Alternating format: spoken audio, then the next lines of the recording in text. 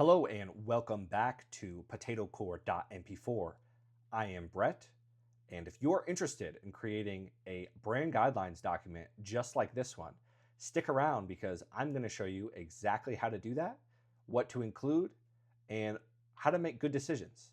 So, without further ado, we're going to finish scrolling through, and I'm going to go over each and every one of these.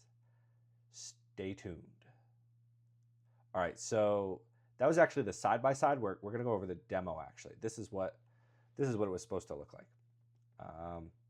So we've got the gallery, the brand overview, the logo and variants, color, typography. Here we are at iconography, photography, mascots and characters, UI components, shadows and borders, which includes some do's and don'ts, motion, layout, voice and tone, AI policy, sub-brands and ecosystem, asset naming, and governance. All right. We've also, this is my brand. So my personal brand is potatocore.mp4. And I've been told that when I'm doing some of these yap sessions that I should make my face a little bit bigger. So there we go. We're doing that now. So these are 12 that I've worked on. 3 of them are in okay shape. There's some things, they all need some work. They need some massaging. I'm more interested in building the business, similar to everyone else, but these documents have been a lifeline in trying to improve their design capabilities, keep consistency, keep speed going, and allow me to integrate AI in such a way that it doesn't go off the rails. So let's continue. In my brand overview section, we discuss every rule downstream of this document is an argument, and the overview is its premise. A brand book that opens with fonts is a style file. One that opens with the brand, with who the brand serves and what it refuses to be can settle disputes. That's the key thing here. If you're working on a big business and you're going to end up delegating things to artists, to brand designers, to developers, to project managers, all of those people need something that they can refer to know if they're on the mission, if they're on the vision, if they are serving the people that you're trying to serve, if every action that they're taking is an effective action towards fulfilling an objective that has a key performance indicator in mind. So all of those things are important, and a brand guidelines document is step 1 for making sure that there's cohesion across your brand ecosystem. So I've added some tooltips and whys to all of these sections. So every downstream decision, color, type, motion, voice, is an argument. And this page is the premise. Without it, taste disputes have no referee. If 2 people start arguing over something, you want a document that they can refer to and say, you know what, the document says this is the authority on the matter. So we define every objective. An adjective without a sentence of meaning is decoration. Bold that nobody defined will be argued about forever. Bold, one oversized element per view, can be enforced. So I've included more tips. Feel free to pause if you're working on this section and you want to see some of the stuff that I've got down here. But it's not that crazy to think that you should want to name your audience concretely. Because if you're targeting everybody, if everyone's a super, then no one is. That's from The Incredibles. So one person named, you can picture that person. We will have a future skill that generates an ideal customer profile based on a questionnaire that you'll fill out.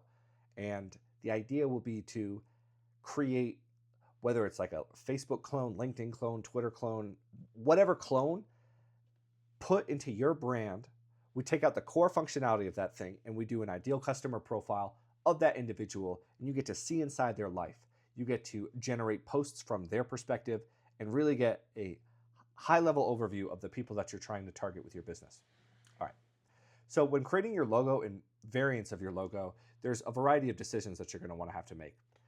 Is it going to look good on black? Is it going to look good on white? Do you have a gradient? Do you have some primary colors? Is it going to look good on those colors? What happens if you invert the colors? These are questions and decisions that are made without you even knowing. So it's important that you know what those decisions are. You can know those decisions, but if you're going to delegate things to AI, this is a very AI hybrid channel. If you're going to delegate things to AI or people within your business, you're going to want them to know what your rules are. You're going to have to take a stand on a bunch of different decisions. So as you can see here, it's a circle, But this is a bigger circle, and this is an even bigger circle. If this is your brand icon, are you going to be able to see it at the scale that it's at right now? I would say that being able to look at it from a variety of different views is very important. When I used to make music, I went and did I went to a studio. In that studio session, after I did my performance, the sound engineer said, "Hey, come outside with me." He went outside, he started smoking a cigarette. He's like, and this was like maybe an hour after he did some mixing. He says, "I like to see what the song sounds like outside behind these walls because this is how it's going to sound when you're performing a concert and there's people outside the concert hearing your music for the first time who might have no idea who you are."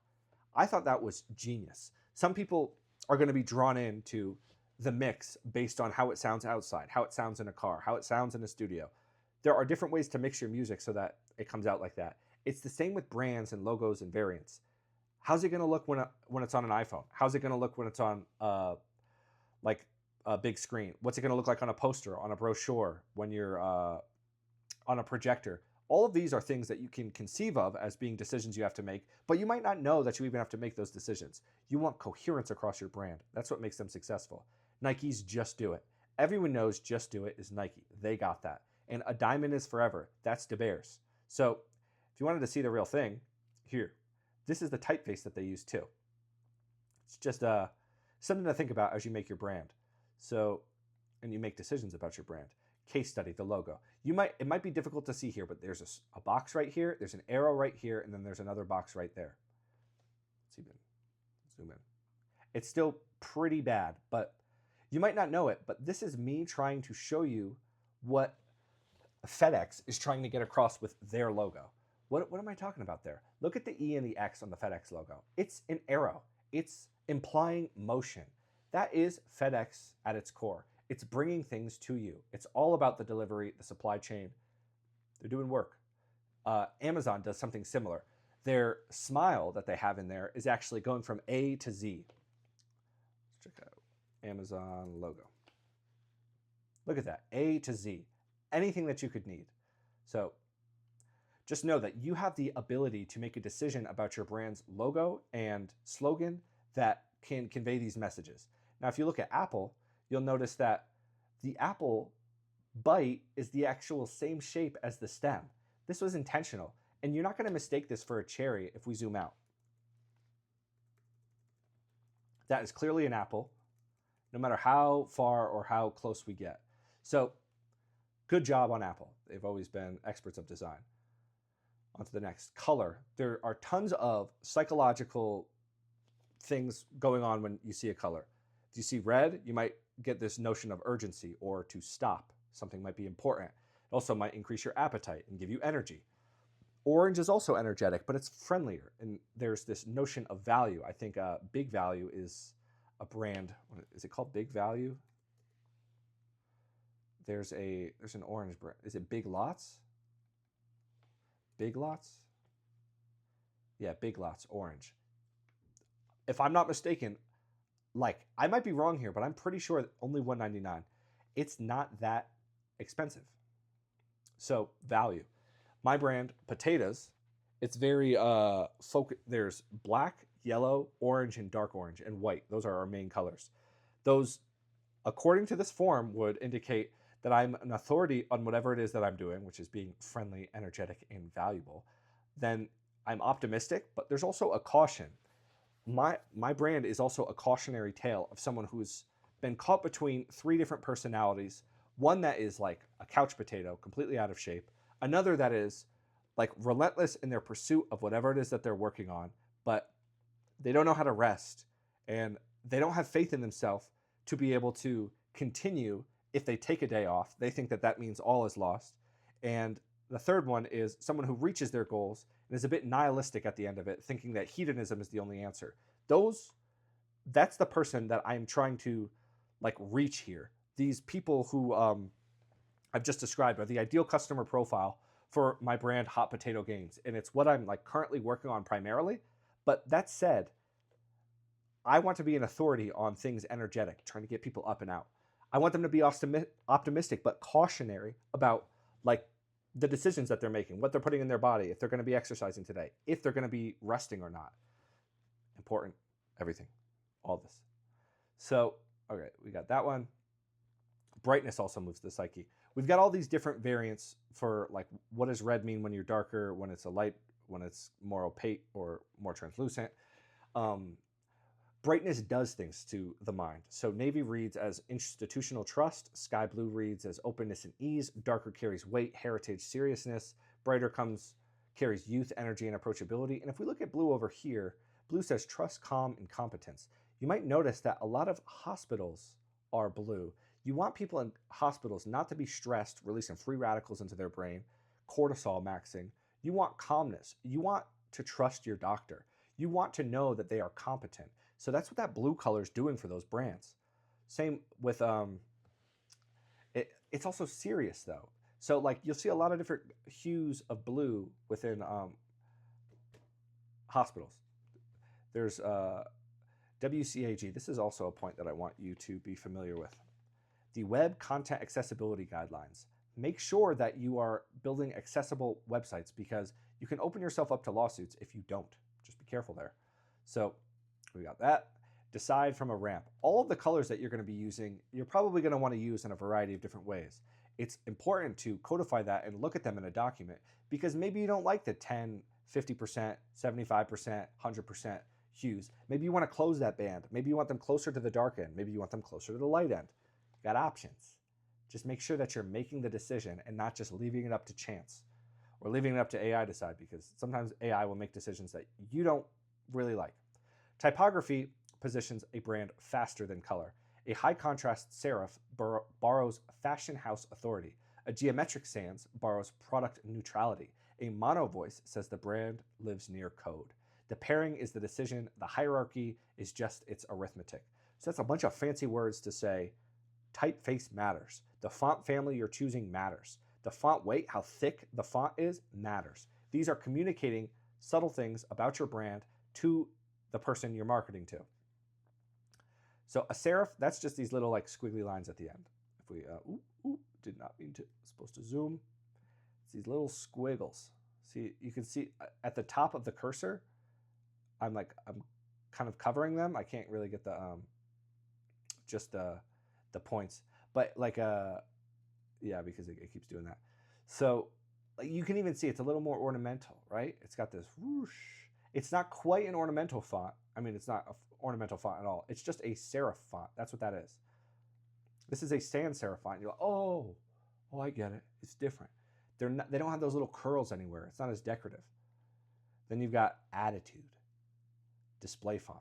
A lot of my brands, I use display fonts because a lot of them are digital brands. I primarily work on digital. But Potatoes, on the other hand, is something that I wear out. So this is a... There's some serifs. It's not quite a sans serif, but it's kind of in between. Then you have ornamental and script, which are like these prettier looking ones. They don't really read well. Like if you're writing a newspaper and you see something like that, it's going to be really hard to ingest all that information. Now you can use them occasionally for a variety of purposes, but you should always be intentional when you're doing that. Weight is just like this thickness of the lines. You're also going to have line spacing. This one is much more crammed. Some sense of urgency. It might be some technical documentation. This one's got some spacing, leaves room to breathe, might be more calm. You might want it in a book. Or you want the book to feel very like stressful. You might be trying to convey that because the story itself is stressful. Kerning has to do with the spacing between letters. These are things to keep in mind. I mean, like that's if you're creating a typeface. This is definitely overkill for your brand guidelines document if you're new to this. But if you make your brand guidelines document and then you hand it off to a professional, they should charge you less because you already directed them in the way that you want your brand to look. These documents become like a Bible for them. It's a collection of different stories about how your brand is being conveyed through a variety of different facets. Iconography. Icons are important. This to me indicates that it is starred. This indicates that it is not starred. There are tons of brands where there's an icon where when you click on them, the meaning of what it is to be clicked on is actually the reverse. Ones that particularly bother me are the ones where it looks like you're not subscribed by like a slash through a bell, and you click on it to like it looks like you're not subscribed, but the reality is you're actually subscribed. You actually have to click on that to say, no, actually unsubscribe me. And how I interpret these notification bells is if it's lit up, or like if it's full, if the notification bell is full and it's like ringing, that indicates to me that the state of it is I will be receiving notifications. Some apps do that in reverse, and I absolutely hate it. I mean, notifications can be toxic anyways, but so you've got geometric and organic shapes. We've got corner language. This is a cool little a little case study. When shown these two shapes without the text associated with them across a variety of contexts, I say contexts, different languages, but then they were told in their own language that one of these is named Booba, one of these is named Kiki. Overwhelming majority of people correctly identify this is Booba, this is Kiki. Has something to do with those sounds, not even just the shape of the letters, but the sounds themselves are communicating something about the shapes. So something to keep in mind as you're making decisions about the iconography of your brand. Also, like, you're not going to reinvent the triangle. The triangle is a triangle. A rectangle is a rectangle. A square is most certainly a square. Now, you might want some configuration options with regard to how you're conveying that square. Is it a dotted square? Are there lines on that square? Is it a decorative square? Are there particular, like, is it moving? You prefer configuration over starting from scratch. So then we've got photography.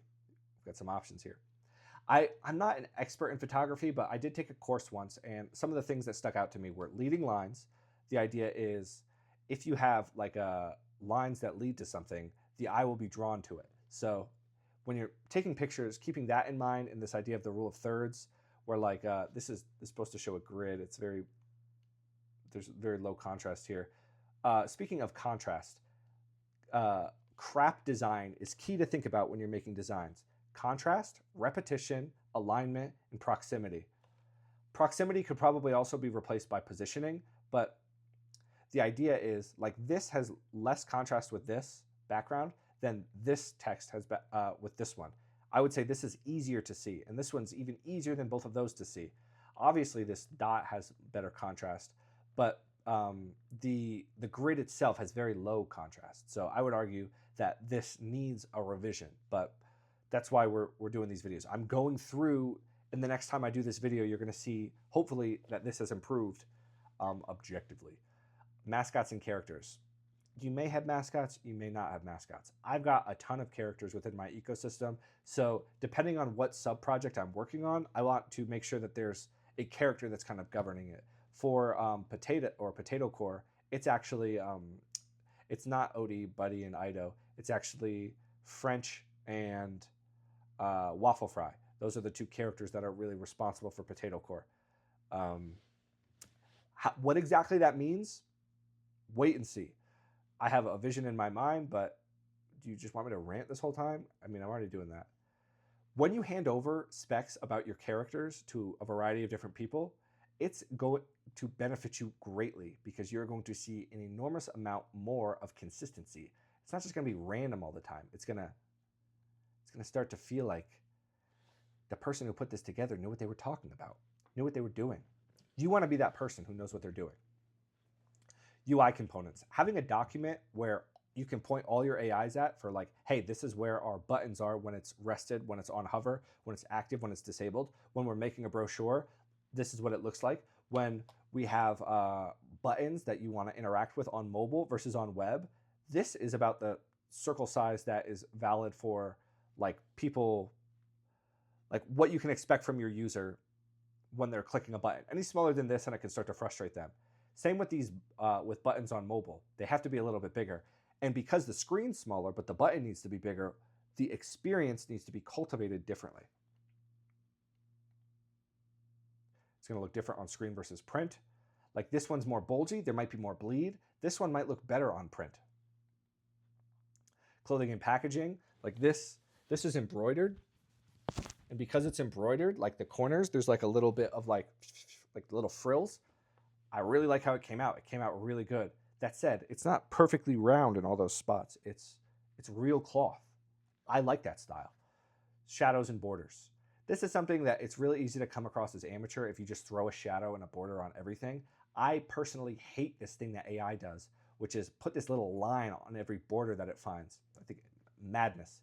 We've also got emphasis by weight. See how it's heavier and it's white and it's on that dark background. And you've got the primary color with the check mark. I think it could use some spacing between this and that, a little bit like more evenly. However much space is over there, I would want that space over there as well, but it's neither here nor there. What does that even mean? Neither here nor there. I don't want to talk like that. Shadow soup. Yeah, when they start to all bleed together, it starts to just look really amateur. Pitfalls, double signals. A border and a shadow doing the same thing. If you're trying to contain something and you're just throwing a shadow and you're throwing a border on because you're like, I need separation. Come on, just use that big brain of yours. You can do better. Motion.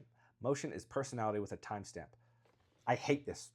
I hate when I'm using a website and there's an asynchronous, meaning a time-dependent request that I'm making that like, let's say I load a website that's the newspaper and it's cached the news from yesterday.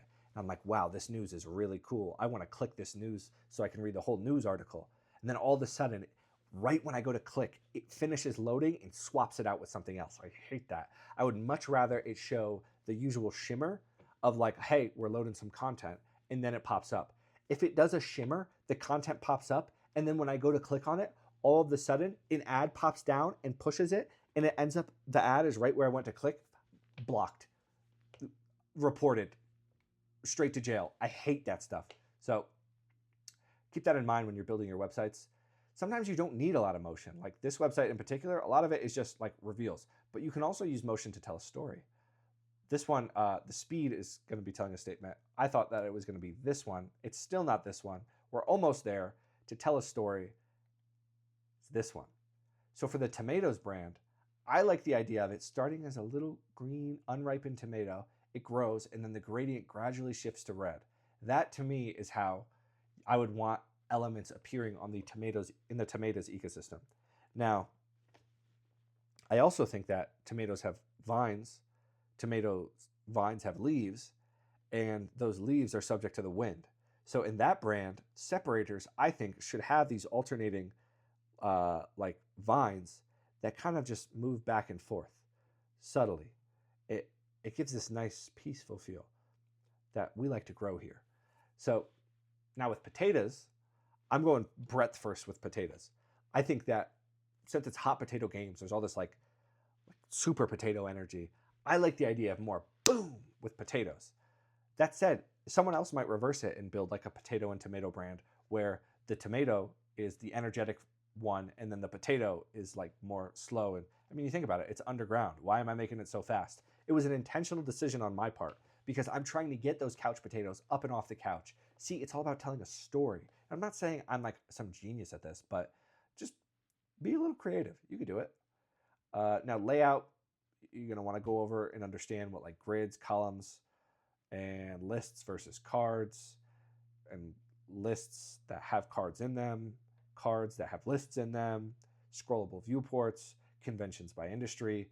E-commerce means cards, grids. SaaS means a 12-column shell with a fixed rail.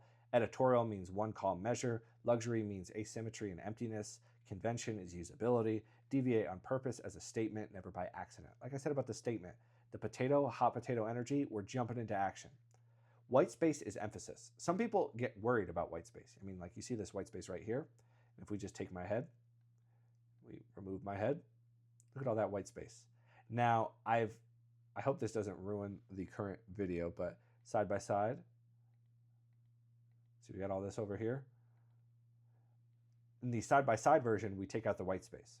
In the demo version, we also take out the white space. I want the demo to be the most descriptive. Quite frankly, I think that the use of white space in the middle when there's this big Y underneath is hideous. I would change that, and I plan to change that. But making sure that this example, like, how much energy am I going to put into an example? My like current primary focus is not this. It is Tater Dash. I'm trying to build this game called Tater Dash. It's going to be sick. But if you want to work with me on like revolutionizing, not revolutionizing really, but yeah, revolutionizing leveling up your brand, reach out to me. Go to potatocore.com. There's a form on there that if you fill that out, it'll send me an email and we could set something up, or just put a comment in the comment section. Shadows and borders are important. You don't want to use them haphazardly. Yeah, we just talked about that. Motion, we just talked about. Layout, we just talked about. Voice and tone. I'm speaking to you as a colleague. I think that you can understand what I'm saying. Like, I'm not using crazy big words, I don't think. I'm trying not to. I'm not even really trying not to. I'm trying to speak as natural as possible, because when you meet me, this is exactly how I am in person. I might rant a little. I might catch myself. That's if you're not into that, I might not be your guy, but that's filtering. You want to be able to filter when you're determining your ideal customer profile. Your ideal customer profile might also involve your ideal business partner. Do you want to work with someone who has strengths that you have, or do you want to have a business partner who has strengths where you have weaknesses? Something to consider. So this is how we put words together. We want to be able to tell a story and write the voice. We write the voice as a character. Smooth, brief, never winks can be performed by any writer on any surface. A vibe cannot. The character description is the spec. So like, for example, I have a CEO in potatoes named Russ, Chief Executive Officer. He's just a potato with a chunk bitten out of his head. His whole thing is he's got these really good ideas, or when under pressure, he'll say,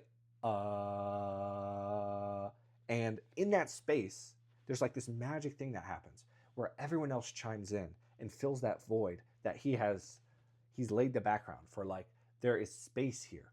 And then you might have the chief marketing officer who's smooth and sly, but a little anxious when he's by himself, but he doesn't reveal that to anybody, so nobody knows. Chief marketing officer, butter. It's a slab of butter.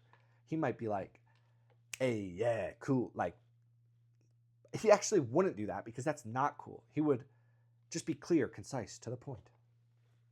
Deliver things smoothly, smooth as butter. Then you have like the financial side. You have French fry and waffle. Waffle's got connections, so he's confident, but he's a little incompetent with regard to like money, but he's so good and surrounds himself with such good people that he gets by. Meanwhile, Fry is hustling. Fry is doing everything he can to make sure that he makes ends meet. He's doing all the deals he can. He's making sales. Sometimes he's just coming up a little bit short, and he doesn't have the connections he needs, and he's not approachable like Waffle is. So sometimes just making yourself that person that's approachable is the voice that you want your brand to have. So consider these things. I think in the age of AI, we really want to be more transparent with our policies. I'm clearly very AI first. Now, if you're going to be AI first, that's a decision that you and the people working on your brand with you need to make. I think it's important to be transparent where, like, I think the standard is just going to be AI hybrid. People might use it for voice sometimes. People might use it to generate websites. People might use it for code. But there's also the possibility that there's other directions you can go with it. You know, it's not all about like just using AI to pump out the most amount of stuff that you can. That said, like, you can augment your workflows. You can set up quality assurance procedures. You can have it do some acceptance testing. You could have it launch browsers that take screenshots of your website in order to improve it. But I might be coming at this from the lens of a web developer. I'm also an iOS developer, mobile developer, like using Flutter and Swift. And I haven't really done a lot with Android other than like a Flutter app that was deployed to Android. There's so much that goes into deciding your AI policy, but a lot of it comes down to who you are and who you want to serve. Some people think that AI is destroying the planet. So that if that's you, or if your target market is someone like that, you might want to be very clear with them that like you are AI first. If they fit in your cohort, because if they find out later, they're going to tear your brand to shreds, and you can't just undo all those negative reviews that they pass on to you. So being transparent, I think, is something very valuable. Now, there's also this notion of like being very AI forward. You want to use it everywhere. I think that some artists might get rubbed the wrong way with that. Or some people might just be like, finally, like, I'm tired of making these decisions where, like with Google. I used to use Google for everything. Now I use ChatGPT and Claude primarily. I still go to Google to find the resource or like to double check things. But like and Gemini is probably great too, but I don't like look at the AI overview other than to like get a laugh. It just doesn't feel as useful to me as like reading what was generated ideally it wasn't generated, but what was like input into a website by a human.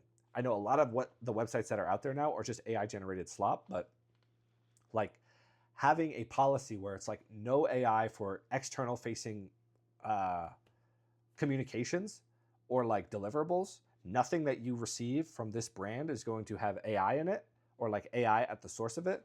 I think that is an exciting claim that businesses can build around, and like a good policy. I also think that we use AI for everything. If you don't like something, complain about it. We'll try and make it better.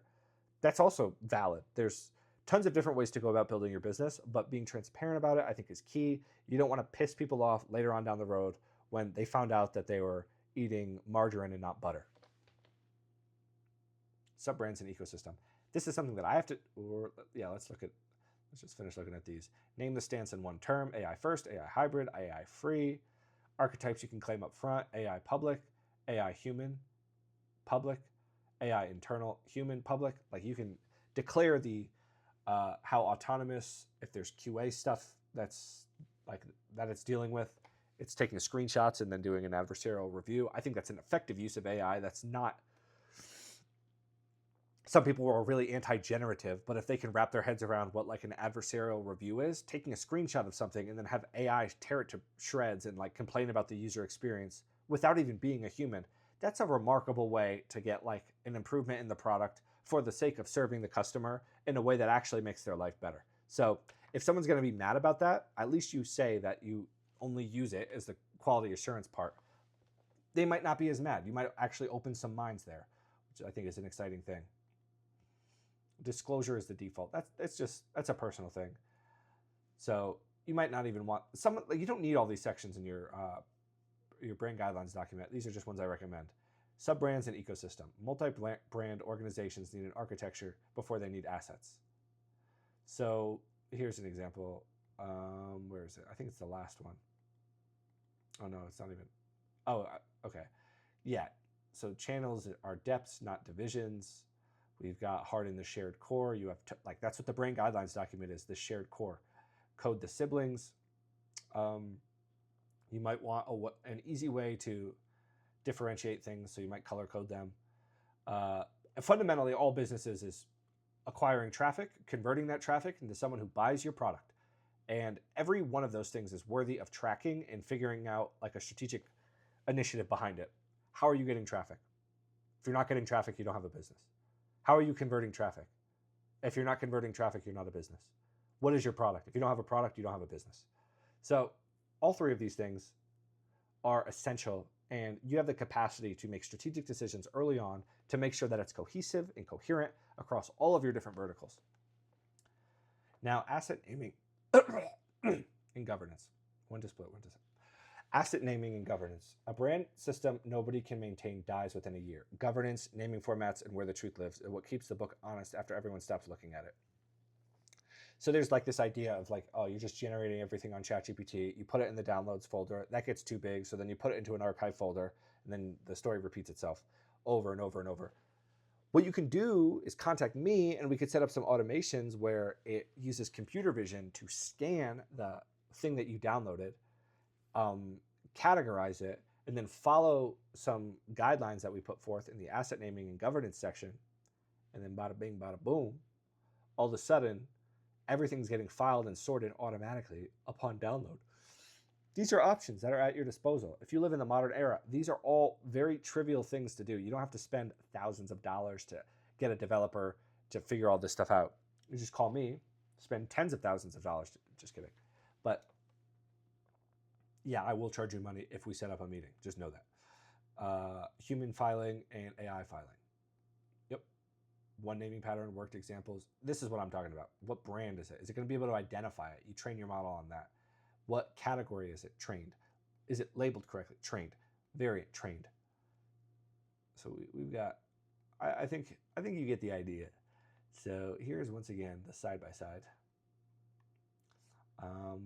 Here's what we've got for potatoes right now.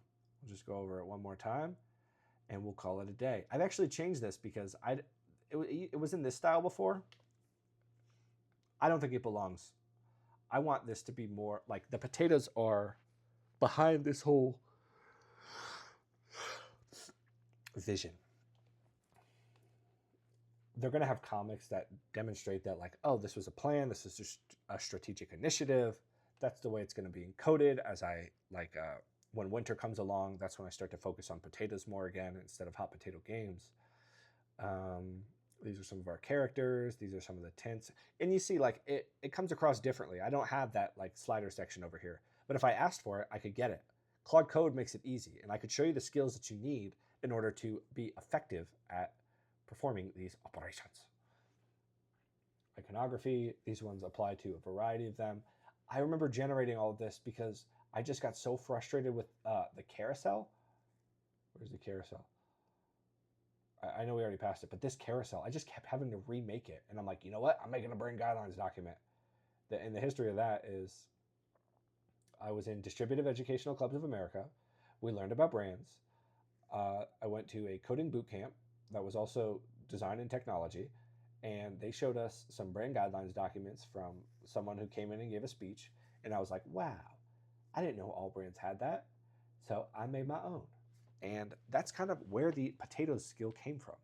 If you go to skills.potatoes.com, you'll find that you can download brand guidelines and build one yourself. Thank you for watching. I hope you have a wonderful rest of your day. How do I stop recording?